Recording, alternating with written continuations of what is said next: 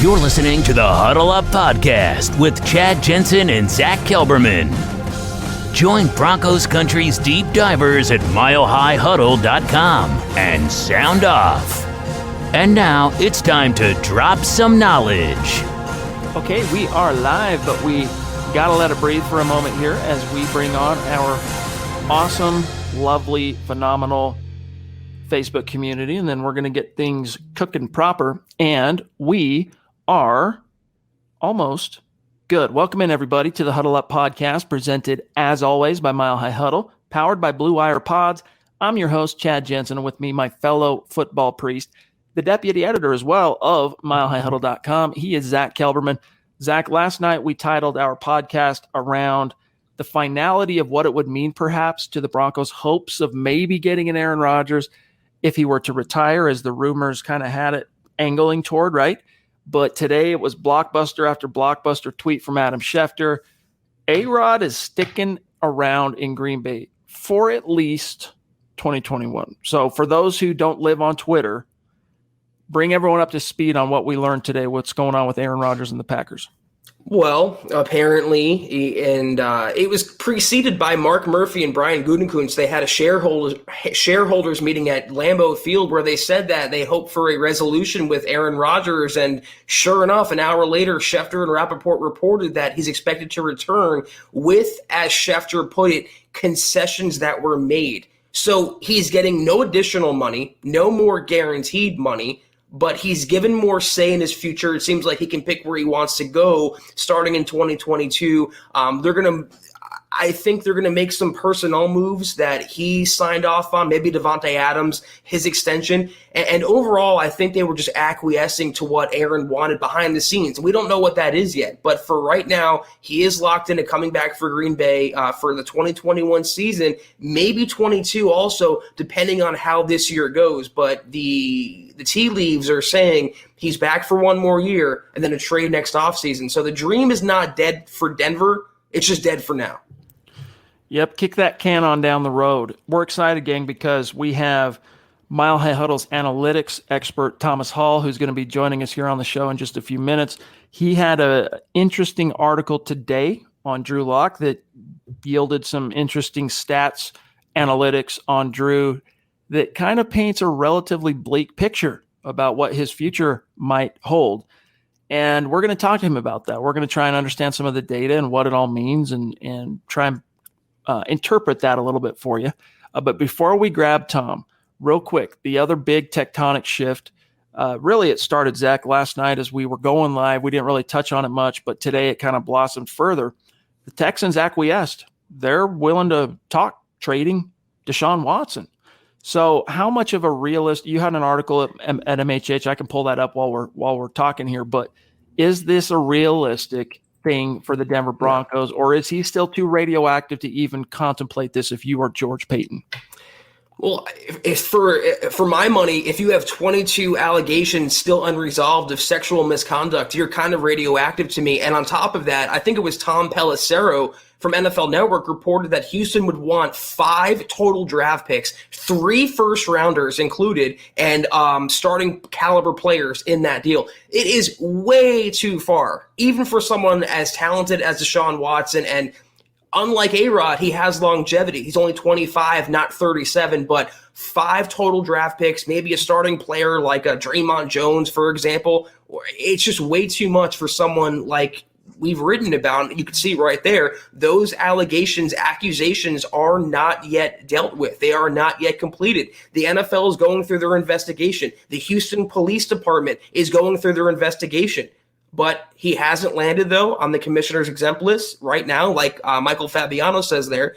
As long as he's not and he still wants out and Houston's willing to trade him, he's going to have some sort of market. But based on that I'm hearing, there's 3 teams that are rumored for his services: Miami, Philadelphia, and Denver. Denver is the one drawing the least attention. And even Benjamin Albright, who is repeatedly this offseason the only one in the media, the national Broncos media landscape, is saying, contrary to reporting, contrary to Kareem Jackson, Watson does not want to be here. So it seems like Philadelphia is the front runner. One of their analysts, reporter, whatever, gave it a 90% chance they would acquire him. Miami's also in there. Supposedly Watson wants to play in Miami, reunite with Will Fuller, the wide receiver. But nowhere lately does it link Denver as a serious suitor for Watson's services. And knowing someone like George Paton, who is so meticulous and so careful and so, dare I say, conservative, I just don't think Watson is the apple of his eye. All right, guys, we got a lot more to get to on this topic, quarterbacks. We are officially kicking off right now the last podcast of the quote-unquote offseason, as far as the last Huddle Up podcast. You guys will get Building the Broncos tomorrow night. But when Zach and I return on Wednesday evening, we're going to be talking about whatever went down day one of Denver Broncos training camp. But tonight, it's going to be a very quarterback-centric program because we're going to be talking with Tom here in just about 60 seconds. Real quick, matters of business, and then we're going to grab Tom, and I'm going to blaze through this. Just make sure you're connected with us on social media, starting with Twitter, at Huddle Up Pod, also at Mile High Huddle. Our producer, Buana Beast, on Twitter, at John K. My partner, Zack Kelberman, at Kelberman NFL. Myself, at Chad and Jensen. Also, check out the merch store when you get a second. HuddleUpPod.com, as you can see, one of our newest designs with these visages, these very visages on the T-shirt. Zach showing you guys what it looks like in the flesh. Check it out. Get your swag on. It's another way to support the brand here at MHH. Also, kindly consider following the podcast on Facebook. Navigate on your browser, facebook.com/milehighhuddlepod, or just open up Facebook on your phone. Let's face it, if you're a Facebook user, you've got it on your phone. Search Huddle Up Podcast, give us a like, give us a follow. That automatically enters you into our randomly selected raffle each and every week where we give away an MHH hat, a T-shirt, a little something to whoever is, to a person who is both liking and following that page. Also, become a supporter of Mile High Huddle on Facebook by going to our main page. You'll know you're there because there will be about 96,000 fellow Broncos fans just like you following the page. Big blue button at the top says become a supporter. Click that, $5 a month. You're in like Flynn. You get access to Kelberman's Corner, our premium VIP video podcast content every Sunday at noon, the Trickle Zone every Saturday at noon Mountain Time, and then my new show, of course, Broncos Book Club. Check that out. And guys, if you're not in a position to do those things, it is all good. We are seriously just grateful to have you with us. Just make sure that you are subscribed. Also, we would appreciate it if you like this video, especially if you're enjoying on YouTube or Facebook. Those likes, gang, go a long, long, long way toward helping us out, helping us grow, help us reach new Broncos fans like you. And then, hey, if we're doing a good job or you, at the very least, respect the effort, share this video, help us continue to grow and reach those fans out there who maybe aren't aware. Mile High Huddle's out here, a community like this of dedicated, passionate, outgoing fans waiting to embrace them. All right, without further ado, Zach, let's bring on our guest for this evening, the one, the only, the great Thomas Hall. Follow him on Twitter at Thomas Hall NFL. Tom, what's going on, dude? How are you? I'm doing well. How are you? Thank you for having me on. Appreciate it. Of course. This has been a long time coming, right? Like we've been talking about getting you on here and there, and finally inspiration struck. And of course, we're going to be Tom's specialties.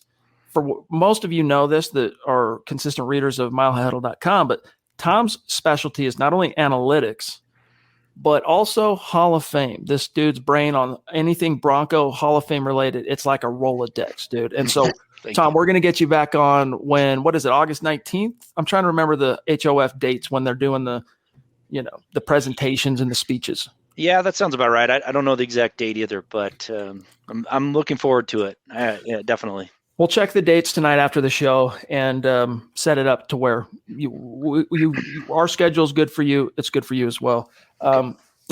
Let's talk first and foremost. You heard us in the intro there talking about the latest on the Aaron Rodgers front, the latest in the way things have shifted with Deshaun Watson. Where do you stand as far as your opinion on this? Obviously, Aaron's going back to Green Bay, so let's remove that from the equation. Would you want to see, or do you think it's in the team's best interest to see the Broncos go out and really make a strong push for Deshaun Watson while everything is still in the wind relative to those accusations? Talent-wise, yes, but I wouldn't touch him right now with all the stuff that's going on. It doesn't make sense. I mean, it's so much uncertainty, and I mean the allegations. I don't know any. I'm not privy to all of them, but until that's resolved, I wouldn't do it. And he's a heck of a talent at a quarterback, but there's just too much baggage. Tom, like Chad said, Aaron Rodgers right now is off the table for 2021, but maybe not in 2022. There's a chance that the Packers could move on. And I know the variable is, and the condition is here, if Drew Lock or Teddy Bridgewater doesn't pan out, let's assume they don't. Okay. Let's assume the Broncos are looking for a quarterback next year. How do you feel about Rodgers, and do you like him enough where you'd surrender that capital? And think about he'd be 38 going into his age 39 season next year. How would you, kind of a multi-layered question, how would you approach quarterback if Locke or Bridgewater doesn't pan out? I would go after – I would take Rodgers in a heartbeat. I mean, he's got a wealth of talent, and, in today's NFL – quarterbacks are playing much longer. So it's not the old days where, 34 or 35, they're just about at the end. I mean, look at Tom Brady's going to play at 45. He looks like he's doing it at a high level. Drew Brees played pretty well last year at that age. I'd say you got, 3 to 5 years left of Aaron Rodgers at a pretty decent level. And I'd take that in a heartbeat. Even with the draft capital that they're talking about. I mean, you get a Hall of Fame caliber quarterback plopping into your lap doesn't happen very often. So definitely take him. And we saw what happened last time. The Broncos were lucky enough to land such a QB. That's right. Before we get to your article here, Tom, I want to grab a couple of our great Super Chat superstars who've been very patient with us tonight, including Max Power, who, as you can see, is from across the pond, giving us 5, I think that's euros, right, Zach, or is that pounds? I think it's euros. Either way, Max, thank you for the donation, my friend. It means a lot. He says, think the Broncos win 8 or 9 games with Teddy, but if they're serious about competing, then they need to trade for Gardner Minshew. Troll. They'd win 11 games, minimum 37 and 11 career touchdown interception ratio. I don't know. I think Max is actually serious in this case, Tom, but what's your take? We've given our take on the whole Minshew. There is a minority of Broncos fans, when I say minority, it's slim sliver, that have caught Minshew fever, right? But what would your take be for Max Power? Yeah, I mean, I like Minshew. I don't know if he's going to give you any more than what you have already in Locke or Bridgewater. I mean, he's fun. Like I think he would be fun for fans. I mean, people seem to really love him, and he seems like a very likable guy. I just don't know how much more talented he is than what they have now. I mean, he could be. I like his stats. He played good. He played good down, for a poor Jacksonville team. So, I mean, I think if he was offered up in a trade and you didn't have Bridgewater, you definitely pull the trigger on it if it wasn't too expensive. But I just don't know how much more he gives you than what we have. But that said, I mean, we're looking at 2 quarterbacks right now that haven't really proven themselves to be spectacular. So, True. Zach, I know you got a question. So before you throw that question at Tom, and then we'll get to his article, grab Sam Bam here. I just wanted to say about Minshew, I mean, they knock Drew Lock for having fun, but yet they celebrate Minshew for having that same fun. And show me where fun is in the stat column. It's not there. So I want a quarterback that's all about business, not a guy who's trying to grab headlines. And he's in Jacksonville right now saying, I'm not going to go quietly in the quarterback battle. Yes, you are. You're lucky to have a job still. They drafted a quarterback number 1 overall. He's great for – I understand, Tom, what you're saying. I agree. Great, likable person. You want to get a beer with him. You want to watch a game with him. I don't want him quarterbacking my team. But Sam, $5 super, thank you so much, Sam. He asks, or he goes, I'm so glad we can be done with the Rodgers talk, or let them hate. I am too. I mean, it was good for business, and it was enticing to think about number 12 in a Broncos uniform, but you and I, Chad, were 2 of the bigger skeptics that it was ever happening. And I'm not trying to pat ourselves on the back here, but we always were looking at it realistically that the Broncos quarterback is either named Drew Lock or Teddy Bridgewater. So now that we know that for sure, more than likely, we can move forward. And I'm excited about that for training camp. Tom, real quick, I'm going to get to your article. But while I do that, Zach, since we do not have the great Buona Beast in the chat with us tonight, he's dealing with some stuff that he had an appointment he had to take care of or something. But anyway, we need to see the chat just did a jump. I'm at 625 contender view. If you can have any of Braden and Shane, if you got any of those 3 while I bring this up. All right. So, Tom, let's shift gears. I know you're a busy man. You got fish to fry. So let's get to your article. And guys, if you missed this piece, you got to rectify that and go read this because it has been viral on MHH social media today, doing a lot of traffic for a reason. Now, Tom, I know it would be just as easy to have you set this up and explain it, but for the sake of being as straightforward, because we're getting into the weeds of numbers and analytics, and it can become, analysis paralysis. I'm just going to set this up and then let you take over. But I'm going to quote you here. Here's Tom today. Quote, by looking at the performance improvement of every quarterback since 1960, where a quarterback was 1 or 2 years removed from his first qualifying season, we can see just how simple or hard it is for a quarterback to improve. In Drew Lock's case, we only need to see if he can improve over his 2020 performance to elevate himself into the NFL average range this year. To get to average, Locke needs to increase his completion percentage by 14%, his yards per game by 9%, touchdowns per game by 40%, and then reduce his interceptions per game by 40%. First, though, we need to see how many of the nearly 260 individual quarterbacks and approximately 425 such second and or third qualifying seasons since 1960 improved by those percentages in the respective categories individually and in combination. So that being said, Tom, all right, setting the stage like that, explain to our great audience the uphill battle Drew has, how difficult it is in terms of what the analytics and historical record prove for a guy like him. Sure. Thank you. Yeah. Well, I'll tell you, I really started this whole analysis because people were comparing stats from, 30 years ago or 20 years ago and trying to say, oh, well, this quarterback's going to improve. And so what I did was I went back and I looked and I wanted to look adjusted for era. So that's what I did. And what came out of it was Locke, unfortunately, had one of the worst seasons, the top 100 worst seasons of a quarterback adjusted for era. So that doesn't I've seen, we have Hall of Fame quarterbacks that have done that too. So John Elway was in that group. Troy Aikman was in it twice. I mean, it happens. But what I really wanted to find out was what could Drew Lock do? How much would he have to improve to not only get the Broncos into a position where they're moderately successful this year? So playoff contenders. I said, if he can get to average with this roster, he could probably, that's a big improvement that helps the team get to in a playoff hunt. And then I wanted to see, well, is it possible to improve that much? Well, yes, theoretically it is possible. He could improve into a top 10 or elite status, that theoretically, but based on past history, based on all the quarterbacks that came before him, is it realistic? And I really like Drew Lock. I mean, I really like his arm strength. I think he's a leader. His teammates seem to like him. He's a hard worker. But I've been an analyst for a very long time, and there's things that I've liked in the past, and then I see the numbers, and I'm like, well, it's just not realistic. So what I had to do was look at, can he improve to what I would say was an average quarterback based on 2020? And I know that there might be some improvement or some reduction on the average going the next year, but it's not going to be very much. So basically what I found out was he needed to improve his completion percentage 14% to be at the average.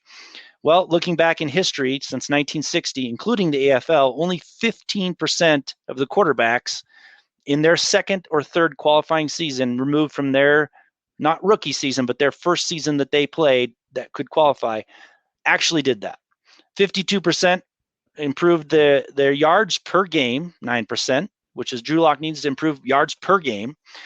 31% improved touchdowns per game by at least 40%, which is what Drew Lock has to do to get to average. And I think the most important piece here, he has to reduce his interceptions to at least the mean. And only 13% of quarterbacks since 1960 was able to do it, the amount that Drew Lock has to do. So that, to me, paints a picture of that's a big hurdle to overcome. Can he do it? Maybe he can. And can he become average by improving his yards and his touchdowns or his interceptions in different combinations? Yes, he can do that. But it's an uphill battle because to improve all four of those, it's near impossible. It's only happened 5 times in the history since 1960. 5 Tom, quarterbacks are able to do that. Let me interrupt you real quick here. Yep.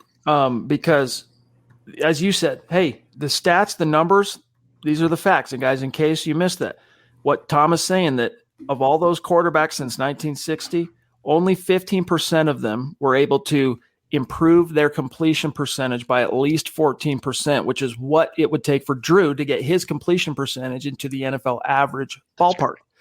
Only 52% of those quarterbacks were able to improve their yards per game by at least the 9% Drew would need to improve to get to NFL average on yards per game.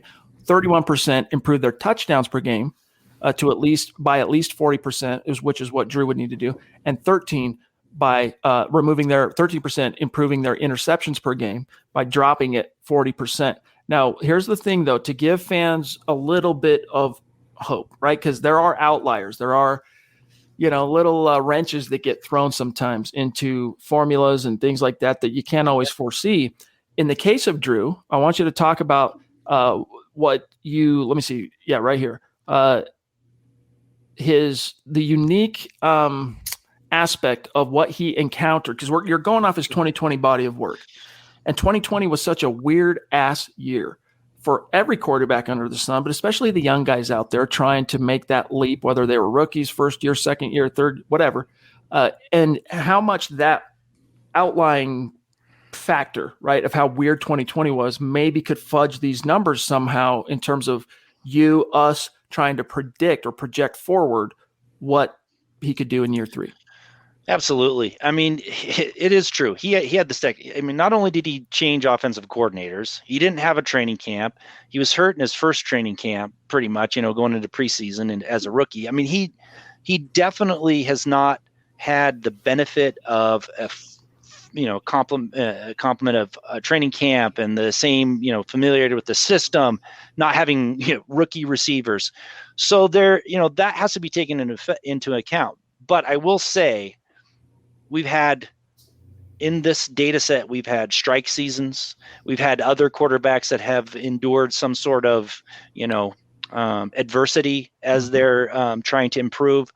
So as you think about all that, is his, card stacked against him any different than many of the other ones have had in the past? Well, I would say probably, because this is a pretty unprecedented situation with COVID in the NFL. So there is hope.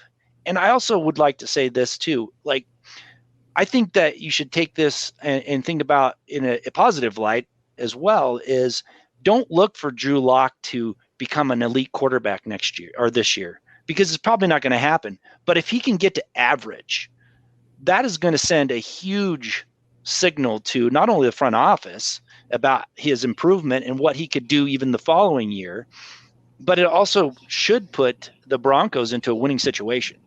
So it's actually, if he can get close, and I have to look back at Josh Allen. Everybody compares look what Josh Allen did.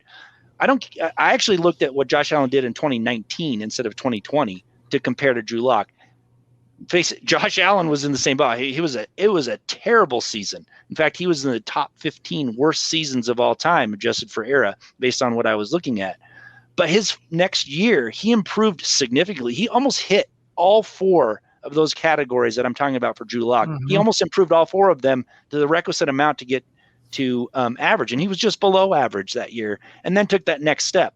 That's what Drew Lock needs to do. We need to see a major improvement from him, because if he can't, Teddy Bridgewater is going to be taking over for him. And that's probably the last time we'll see Drew Lock in a Broncos uniform. So I want him to make it, that far, so we can see what he actually can do, because he's got a ton of talent. His arm strength is great. He's got a lot to be liked. He just needs to make that requisite improvement to give everybody hope that he's the future. Tom, I have one question for you, but before I ask you, I want to just say great job on this article. I respect the work. I respect the stats you put out there, and I'm pro Lock, but I appreciate facts, and I appreciate you not relying on emotion, just relying on facts and stats in front of you. But throw those out of the window, okay? Throw analytics, stats. To Thomas Hall, what's a successful season for Drew Lock this year? How would you quantify success for Lock in 2021 enough to hold off a quarterback search or competition in 22? Yeah. Well, first of all, he can't lose his job to Teddy Bridgewater. So, I mean, he has to be able to improve enough that he holds off the next person in line. But it has to be a significant improvement. I mean, he has to be he can't be carried by the defense. He has to do his part. So, for instance, I've been looking into their schedule. I'm working on the second half of the schedule, and what I've seen is they can rely on their defense, and I think it's going to be a good defense for the first half of the season. But if the offense doesn't take care of their business by the second half of the season, and Drew Lock's part of that by throwing too many interceptions, then that's when people are going to start to doubt him. But if he can limit his interceptions and give that defense, who I think is going to be pretty darn good, give the defense opportunity to do what they do best, not putting them in the hole, I think that's a win. And if they can be in the playoff hunt and Drew Lock isn't carried by that defense, he's part of that winning, where he actually shows that he can win games. And I've seen it. I mean, we saw it in his rookie season, and we've seen it last year too. He's got the talent to do it. If he can do that, I think he gets another year. I think the Broncos will buy in, unless, of course, Aaron Rodgers becomes available and that throws it all out of whack. But if he can make that big of an improvement, and it doesn't have to be massive, he doesn't have to be known as elite now. It's his second full year. I think that'll give him another shot for sure to show that he can improve. All right, real quick, guys. Tom's only got a couple more minutes, so any questions, get them in on Super Chat, or else, especially tonight without John, we are not going to see them. Real quick, Tom, before I ask you my last question, and we'll see what's in the chat, we got to catch up on a few of our great community members who support Mile High Huddle every single day. And we got to say thank you and shout out these top star senders on Facebook, starting with Alexander Emmert. Thank you, my dog. Andrew Baker, what's up, brother? The legend, Gary Leach Palmer, also legendary in his own right, Travis Tarbox. Thanks, you guys, for those stars. If we're unable to see any direct questions, comments you might have in the chat, just know that we're a little understaffed tonight. We'll look for you, don't worry, but we might not be able to see it because of the way StreamYard works. We wish they showed the star questions in the same way for us, viewing it through the streaming platform that they do YouTube, but they haven't gotten that fixed quite yet. And then others, really quick, want to shout out Braden Paw. Thank you for the super chat, my friend. He says, Teddy pick to a rookie on a short route today. Zach, I need your syntax there. And then he says, best pod out there. Thank you, Braden. Thank you, Braden. He tagged us on Twitter. I think the Broncos put out a quick little highlight video from training camp of the quarterbacks, and apparently Teddy Bridgewater threw a pick on a short route. So it doesn't mean much, and we're not overreacting. We're not rooting for Bridgewater to fail, certainly not. But it shows that both quarterbacks have and will make mistakes, and we shouldn't overreact to anyone if it's Drew Lock or Teddy. All right, last one, and then we'll get to one more question for Tom. Shane Daniels, thank you, buddy. Appreciate you. He says, hey, Chad and Zach, it's the start of training camp. Hashtag let him hate. Tom, this isn't my last question, but just for my own satisfaction, how excited are you for football to finally be back? You've had a very busy summer yourself. I won't share anything that you don't want to share, but you've been a very busy man yourself. But how looking forward to Wednesday are you? I am so excited. The last couple of years, and I've been so busy trying to remodel a house, get ready to move. I haven't been able to participate like I used to in the past, and I am like stoked because now I don't have anything really to do, and I can enjoy watching training camp unfold, watch preseason, and now that I'm closer out west, I don't have to wait all day for the games to start. So I'm very excited. All right. Last question, and then we'll cut you loose. And thank you for giving us a little extra time tonight, Tom. But what is Drew Lock aside, Teddy aside, we've talked about on this show how regardless of how this quarterback competition shakes out, George Payton came in and did a good job of raising the floor of the quarterback room, which John Elway obviously struggled to do last year. You could argue he did just fine in 2019 because, he went out and got Joe, but he also brought in Drew, which raised the floor. This year, combined with, you mentioned the defense, combined with the pieces at the skill positions around whoever ends up being the quarterback, the offensive line, hopefully taking another step forward as a unit, gelling, Garrett Bowles, all that. What is your outlook for these Denver Broncos in 2021? Remember, 17-game schedule now, so that alters the math. Absolutely. Well, I always have to preface it with if they stay healthy, that's the big key. But if they can stay healthy, I'm looking for at least 10 wins. I think they can get 10 wins, even if the quarterback situation isn't totally resolved and they're doing great. Because looking through the first half of the schedule, I think the defense is going to make a lot of hay, and I think they're going to I think they're going to come out of the gate strong, and I don't think you're going to see a 0-3 September or whatever like you've been seeing in the last. I think they're going to get some wins, get some confidence going.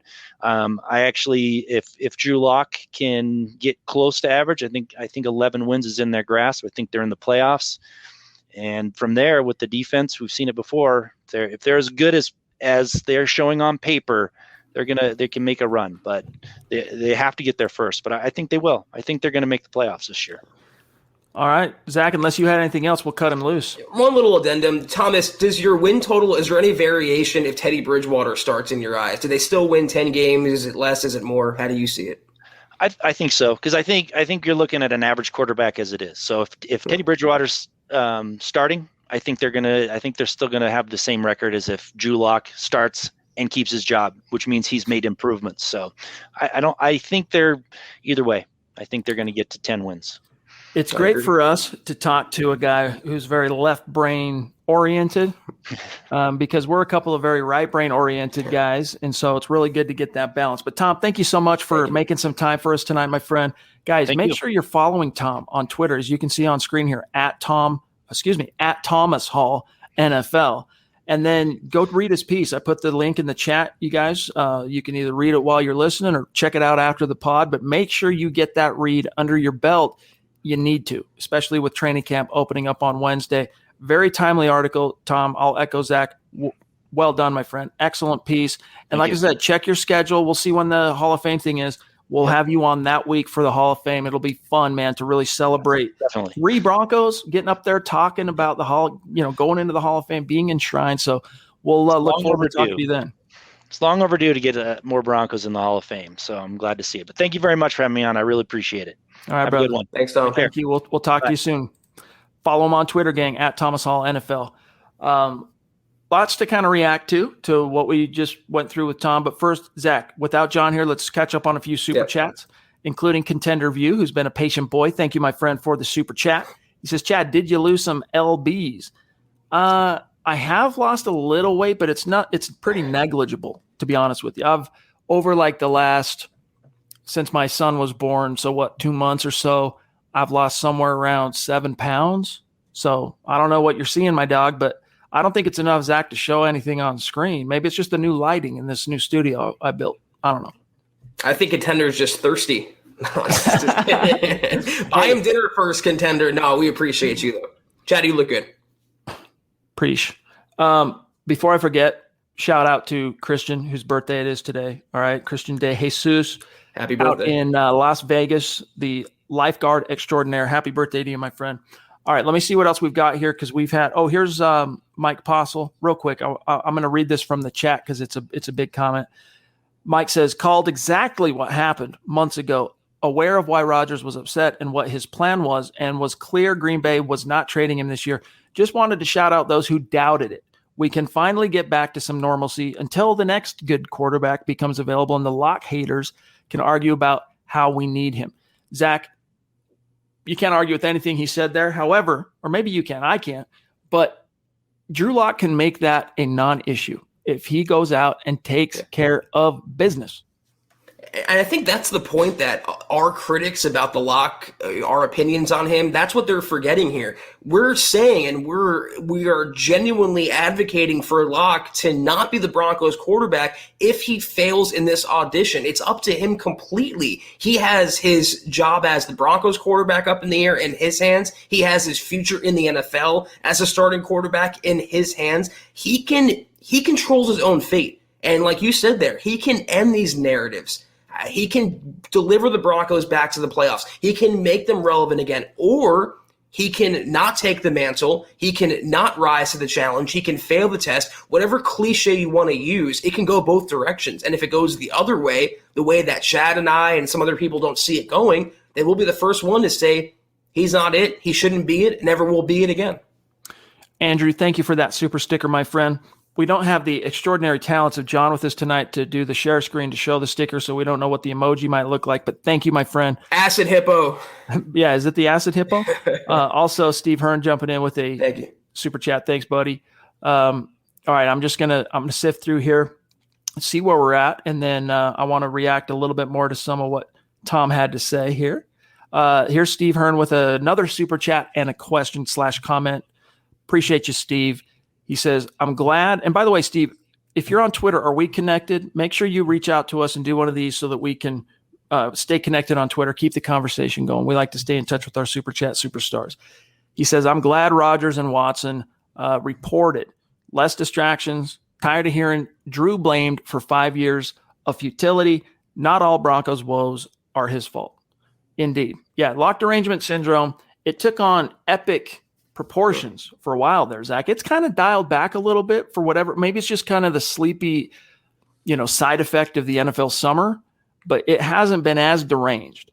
But the first crack in the veneer, they'll be coming back with gusto. Exactly. The first pick, the first fumble, the first loss. I mean, even the first incompletion, the first 3 and out. That sect of Broncos country is going to just latch on and just go in on Drew Lock over and over and over again. And to me, it is derangement. To me, it is, delusion. It's insanity. But that's what some people are convinced of themselves, that Lock is the worst thing to ever happen to humanity, not just the NFL. I mean, he is worse than cancer, Mr. Drew Lock. And that's what some people genuinely think about him. We have to just keep fighting that opinion off.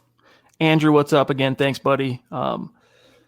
He says, what's up, gang? What's up, Tom? MHH for life. Go, Chad, Zach, Beast. Appreciate you. Here's a question from one of our great supporters on Facebook and YouTube, Dave Glassman, great community maven, bona fide superstar. Dave says, how much of a gamble is Watson worth?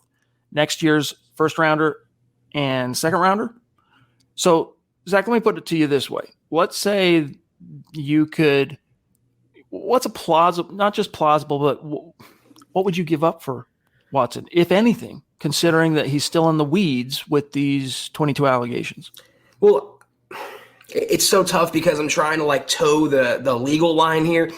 My thing is, if these 22 accusations were credible, I think we would have found out more about it if it was a criminal situation. If he was facing criminal charges or maybe even prison time, whatever, I feel like that would have come out by now. It seems like that's slowly going away, and behind the scenes, he's working on settlements. So I'm going to answer this question assuming that 22 allegations are no longer an issue. I would surrender a first-round pick for him. I mean, he's the NFL's reigning passing champ. He's a Pro Bowler, prime of his career. I mean, that's pretty doable. But when it goes to 3 first-round picks, like one report said, and multiple players, it's way too far. Right now, I wouldn't go beyond 1 first-round pick and a combination of mid-round picks and maybe a player. I wouldn't go to 2 first-round picks for Deshaun as of July 26th. All right, the chat just did a massive jump on me. So while I go back through on the back end, why don't you grab Dennis here? Yep. Dennis, $10 super. Thank you so much, Dennis. It's great to see you, as it always is, every single podcast. Dennis goes, crazy idea. Offer 1 to 2 first-round picks and 1 second-round pick, but it has to happen now. We take on all the risk, suspensions, criminal charges, but don't take all that risk and pay a king's ransom too. Thoughts? The risk is the thing that's going to make George Payton not want to do this. I saw a comment in the chat that said he values high character guys. And for the most part, that's true. And everyone's going to talk about Dalvin Cook and him drafting him. But for the most part, that's what he likes. He doesn't want risk. He doesn't want bad character issues. He doesn't want locker room lawyers. He doesn't want cancers. And I don't think right now he wants a radioactive quarterback who tried to force his way out of Houston and has 22 allegations still up in the air. Not 1 or 2, but 22. Mm-hmm. I just think, again, the specter of Watson is definitely enticing. But when you're talking about multiple first-round picks, it might as well be solid gold bullions to George Payton. That's what it is. Yep. So when you're getting in that territory, Dennis, multiple first-round picks and a second-round pick with the possibility of criminal charges coming, I can't see Denver signing off on that. I can't either. If this was a situation where, imagine the world we were living in, what was it, Zach? January and February, before the allegations came up. And we were just talking to Sean straight up as what we knew about Deshaun before these allegations. You and I were still erring on the side of, let's not bet the farm when Drew could be turning a corner this year.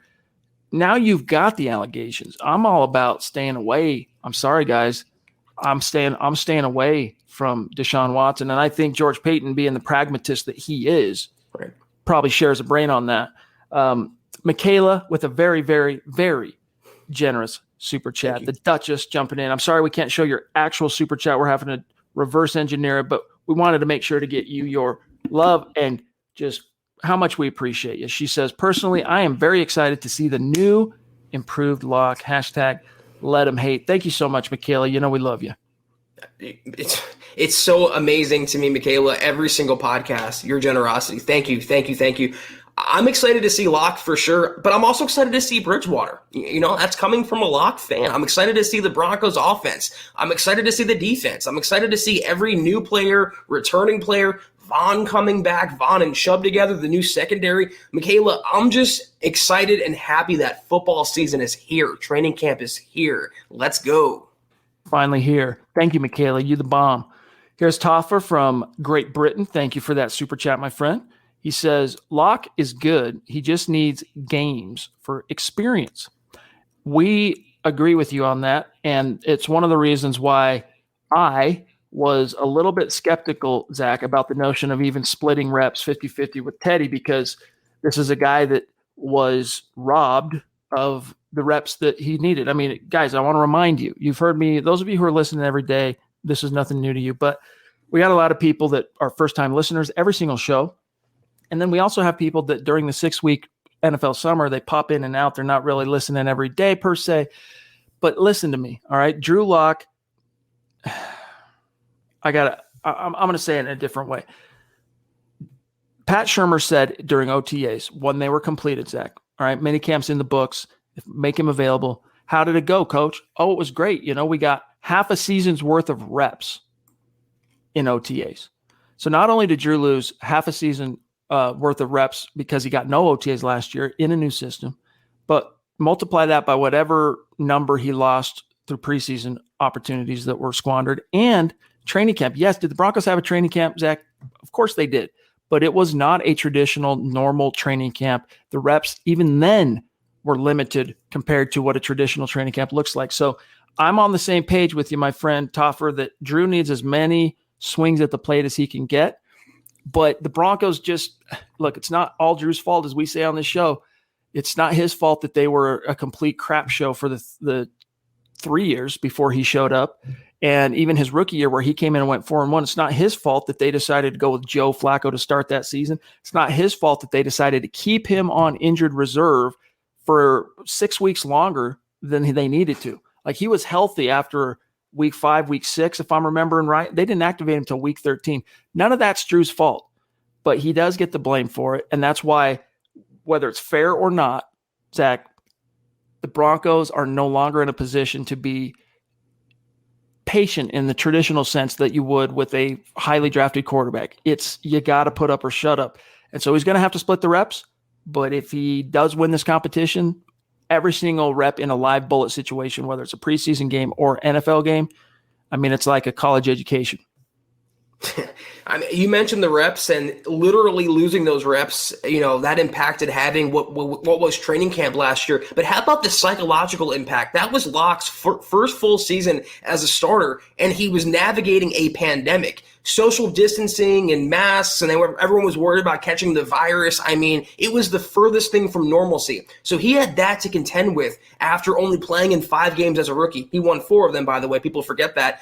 But then look at the other circumstances. And these aren't excuses. Even Thomas Hall laid these out, and he's not exactly a lock stand. I mean, talk about the injuries, the pandemic, the coaching, the offensive line play. All of these factors go into it. But another factor that goes into it was also Drew Lock. So we're being fair in that he's the one that threw the picks. He's the one that would fumble. He took unnecessary sacks. He took unnecessary hits. His footwork and technique were bad at points last year. That's all on him. But when you look at realistically, Drew Lock right now entering 2021, 5 games as a rookie, and then all that happened last year. So why wouldn't any fair-minded person, knowing the Broncos aren't getting Rodgers, knowing they aren't getting Deshaun Watson, why wouldn't they want to see what they have in Drew Lock, just to see one way or the other what he's going to be, to answer that question and check one of those 2 boxes? Yep. Hey, Rose, what's going on? Been a minute. Good to see you back in the chat, supporting the cause. Thank you. He says, I know we talk about coaching needing to improve. What's something in particular you would like to see change from this coaching staff this year? All right, how much Zach, time we got? Let me give one, and then you give one. Yeah. I want to see Vic Fangio show presence of mind and command in critical clutch moments and not blow things, whether it's misguided tactical decisions or simply mismanaging the clock, blowing timeouts. That's one thing I want to see just from Vic Fangio, but I could continue to go on. What do you got? That's the first thing that came to mind for me was Fangio, his clock management, situational coaching, just being more of a head coach of the entire team, not just a defensive coordinator. From Pat Shurmur, though, I mean, this is the low-hanging fruit. It's be more creative. It's win games because you're out scheming the opponent. It's use your personnel and create matchup nightmares. Chad, real quick, our fans don't like hearing it, but there's a play from Cowboys camp of Zeke Elliott getting open and catching a wide open touchdown. The play design, I bring that up because the play design, he got Zeke open. That's a running back in a passing route. There is no reason why Pat Shurmur, he might not have the brains of Kellen Moore, but he has the talent of the Cowboys offense. With this personnel, these receivers, these running backs, Noah Fant, Albert O, why shouldn't they win games on the strength of their play and on their plays? That's what I want to see. Well said. Quickly, I want to shout out more of our star senders, our superstar senders on Facebook. Pardon me, even if I've already mentioned you, I'm going to mention you again. Alexander, thank you, my friend. Pete Middleton, what's up, my dog? Travis, again, thank you. Andrew, thank you, buddy. Gary Leeds Palmer, you the man. Ed Keating jumping in as well. Dave Glassman jumping in. Legendary members of our community. Thanks, you guys. And we are going to keep an eye out. We'll see if we can grab one or two. If you guys have comments or questions in the chat on Facebook, we'll try to get to those here. Zach, here is one from, hey, look who it is. It's the birthday boy himself, Christian De Jesus, jumping in. We did shout you out, bro, before I even knew you had a super chat in. So happy birthday, your football priest. We're looking out for you. I hope you've had a good one. Yeah, hope it's a great day, Christian. Thank you so much. And let us know how old you're turning, if you want to. Dave from Georgia, another legendary superstar, Mount Rushmore superstar. He's been on the show. What's up, Dave? Appreciate you, bro. Did y'all hear what Minshew said about the Jacksonville QB competition? Hashtag Best Broncos Pod, hashtag Football Priest. Zach, I did not. What did you hear? I referenced it earlier. He said that he's not going down quietly, and how do I say this in a podcast friendly, family friendly way? He doesn't even take craps, so he's not focused on number 2s. That was the gist of his comment. And, it's funny and all, but he's not being really realistic. He's lucky, again, to be employed by Jacksonville after they drafted Trevor Lawrence. So I don't want a guy that's his own, creation in his own mind, a guy who loves hearing himself talk, who's more of a meme than a starting caliber quarterback. It's a great quote, but doesn't do much for me. And also, dude, recognize the situation you're in. Your team just drafted what exactly everyone views as the next Peyton Manning or Andrew Luck caliber number 1 overall sure thing, lock it down pick, dude. You have been relegated to afterthought status, my dog. And that's cool. Hey, you got to peacock. You got to stand up for yourself. You got to draw a line in the sand, dude. But come on, let's be real. Dave Glassman, appreciate you, brother. Yeah, Drew versus Teddy is official today. I'll say yes to that once the Watson thing gets resolved, because that's blown in the wind. And we have hype-filled headlines from George Payton's first few days in Denver talking about being a part of every deal and da-da-da-da. So I'll sleep a little easier once Watson, that situation, Zach, gets resolved. Yeah, I will too, but it's looking like, and even Mike Kliss said today in reaction to the Rodgers news that the Broncos are fully prepared for the Lock Bridgewater battle. So, day one, it already started when they reported to camp, and we've seen some highlights from that. But yeah, Wednesday when they have their first practice, if Deshaun Watson's on a Bronco, game on. Mike Postle, appreciate you, brother. He says, Chad and Zach, the most real there is. The only ones I take the time to watch of any out there. You're very kind, Thank brother. you, Mike. And the reason I support, appreciate you, bro. Appreciate you. We try to keep it real. Glad to hear that you feel that way too. Keep it 100. Pete says, if we get 10 wins, I hope it's worth that playoff place. So Tom said, I see 10 wins. And I don't think that's being too bullish. That's like the equivalent of a 9-game season in a 16 gauntlet, right? So I don't think that's going too far out over your skis, because not only did they make a bunch of improvements roster-wise this year, I mean, we could run through them, but you're getting back so many key, crucial guys that you didn't have last year, from Vaughn to Cortland to, Bryce Callahan was banged up. He's back in the saddle. The litany is long, dude. It's long. So, yeah, it's all they need, as Tom illustrated, whether it's Drew, whether it's Steady, average QB play, and this team is a force to be reckoned with. Doesn't mean they're out there vying for a Super Bowl per se. But hey, I guess technically, Zach, if you find yourself in the playoff tournament, you're vying for a Super Bowl. Yeah, tell that to the 07 Giants. No one thought they had a chance. It's all about when you get hot and at the right time. But if you say on social media or publicly Denver can win 10 games, people will freak out at that. But well, let's see. In 2019, Fangio's rookie year, they won 7 games, and that was Locke winning 4 of them, and they didn't have the talent, they didn't have the experience, they didn't have the roster, they didn't have, I believe, the coaching staff, and they had a harder schedule. So is it really unrealistic to think and to look at this roster and to look at the easier schedule? Is it really unrealistic to assume Denver would win just 3 more games than they won in 2019? I don't think it is. And in fact, like Thomas was saying, if Locke hits his ceiling or he progresses maybe a step or two beyond what he's at now, 11 games, you never really know what could happen. But I think 9 is the absolute floor. So if they win 10, it wouldn't shock me at all. Contender View, we're just busting your chops, right? We appreciate you, brother. Orange Crush on Twitter, what's up, buddy? Times have changed, man. Fans used to root for the team no matter what. Now it's like the sky is falling. Yeah, and on one hand, I can my heart goes out because Broncos fans aren't used to this. Broncos fans are not used to 5 years of missing the playoffs.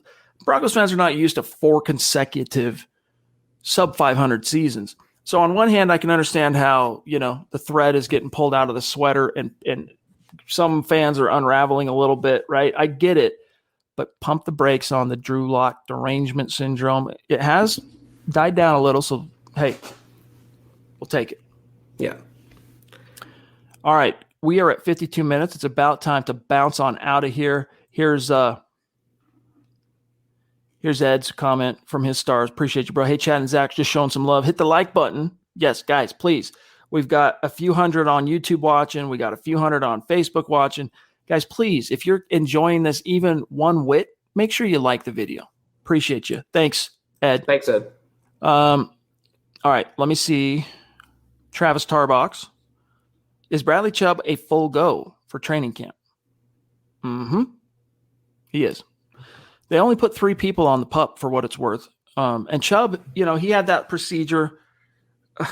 I guess we'll have to wait to see because I just had to remind myself. He had that little procedure that you and I questioned. Why did they wait so long, right, to do that? Was it the ankle? It was an ankle, I want to say. Or was it a knee? Now I'm trying to remember. I think it's the ankle. But either way, late in the season, May, I want to say, Zach, is when he went under the knife. It was a outpatient type deal, but it's not like it was not a major surgery by any means, but I think you'll see him out there. They might they might pitch count him for a week, but Bradley Chubb is going to be locked and loaded. Amari Cooper had a cleanup procedure on his ankle and he was placed on the PUP list, and that happened in June. So Bradley Chubb, if it was serious and he had that procedure, he would have been on PUP. The 3 players, it's Browning, Bassey, and I forget the third one. But yeah, Bradley Chubb's not on there. And for what we know, and no news is good news on his recovery from that. Mm-hmm. He is 100%. He should be full go, and knock wood, it stays that way. Yeah, it was a minor procedure on his ankle, removing a bone spur that took place in May. So I think, he should be good to go. Andrew, what's up, buddy? Chad and Zach, can't wait till y'all see your gifts. My buddy engraves things. Needless to say, y'all are getting some dope one-off engraved picks. Ooh, we got a preview here. And a few other small goodies. Thanks, Priest. Hey, we look forward to seeing that stuff, my friend. We can't wait. You the man, Andrew. Thank you. Okay, and it'll go in this office. It'll go in Zach's office behind him. It'll be. I'll make sure it's seen behind me. It'll be flaunted with pride. Trust. All right, we got one more super chat, gang, and then we're out of here for tonight. Let's see here who just popped up. It's been a while, Zach, since we've had to navigate a podcast without our trusted this producer. World? It is makes you appreciate the beast all the more. We appreciate the beast, but it makes you that intensify. Corey H., good to see you, brother. Thank you for that very, very generous super chat. He says, I can't lie, I'm a little bummed tonight about Aaron Rodgers. I still had hope. I'll get by somehow. It was nice to dream for a little while. Somehow. Go Broncos. Well, let me tell you, Corey, pin your hopes on Drew Lock, because Teddy's not going to be some, even if he has a nice camp, you're not going to see some blowing the doors down version of Teddy in year 7 or 8. I think 7, right? It ain't going to happen. But you have a chance. Drew is still in chrysalis. He's in utero. He's still growing. He's still developing. And even though Tom's analytics article is somewhat, throws a little cold water on that notion, the one thing that jumped out to me in reading that piece was, look, this is all based on what his 2020 year was, improving from that production to getting to NFL average. So here's Drew, 2020 production. Here's NFL average. There's a gap there. All right. How do you bridge that? And what are the odds based on statistical, history that he can do it? The quarterback since 1960. Well, it was a weird year. I've not wanted to ever read too much into Drew doing well, or even the games in which he struggled hard, just because of how weird that year is. And you don't know, Zach, how much that throws off the math, honestly. And there's no way to quantify it. You just have to wait and see. That's right. And, Corey, I love you, and I definitely appreciate you, and I get that you wanted Rodgers, and it still might happen next year. So, but if you can't get over it with training camp starting and the prospect of a new Broncos season with this much talent, this much hope and expectation, I don't know what to tell you. It'll be okay, though. Chin up. All right, guys. That's going to do it for tonight's episode of the Huddle Up Podcast, and the very last one of the offseason. Been a great ride. Thanks for hanging with us through what has been, we love the offseason component of pre-draft, pre-free agency. I mean, that's the funnest time to cover a team and do what we do. And I think even for fans, honestly, for a lot of fans anyway, it's more fun than the games themselves, because you get fantasy involved and speculation and rumor, and you're wondering how things are going to shape up. But then after the draft, you get to OTAs, you got a little bit more to keep you going. And then that cliff, man, that you must confront, the 6-week NFL summer. We made it through. And so thanks to each and every one of you for riding with us through it. Our Super Chat superstars, our supporters on Facebook. We love each and every one of you. So thank you for a great offseason. And Zach, sign us off, dog. Have a great night, guys. Have a great rest of your night, Chad. I am so excited to return with you Wednesday to talk Broncos training camp first practice. I can't believe it. But, guys, if you haven't already, be sure to follow the Huddle Up Pod on Twitter at Huddle Up Pod. You can follow the main account at Mile High Huddle. You can follow Chad on Twitter, as you can see, at Chad and Jensen. You can follow me at Kelberman NFL. Be sure, guys, to follow the producer Buana Beast at John K MHH. And if you haven't, go to huddleuppod.com and get your gear. Great shirt. It's very comfortable, very flexy. I just don't know what's weirder, wearing your face on my body or my own face on my body. I have to get over that, but very high quality shirt. I recommend that. If you haven't already, guys, facebook.com/MileHighHuddlePod. Like the page, follow the page. Also, facebook.com/MileHighHuddle. Become a supporter, big blue button. Kelberman's Corner, Broncos Book Club, Trickle Zone, more shows coming. Stay tuned on that. But if you can't do any of those things, we ask you to do 3 things that take 5 seconds. Subscribe, like, and share. Helps us grow, reach new people, reach new fans, and get us going with more momentum heading into training camp. But we are off until Wednesday evening. Tomorrow is Building the Broncos, 6 o'clock Mountain, 8 o'clock Eastern. We're back in the saddle, 6 o'clock Mountain, 8 o'clock Eastern on Wednesday. Broncos training camp day 1. Be there or be square. Take care, guys. And as always, go Broncos. You've been listening to the Huddle Up Podcast. Join Broncos Country's deep divers at milehighhuddle.com to keep the conversation going.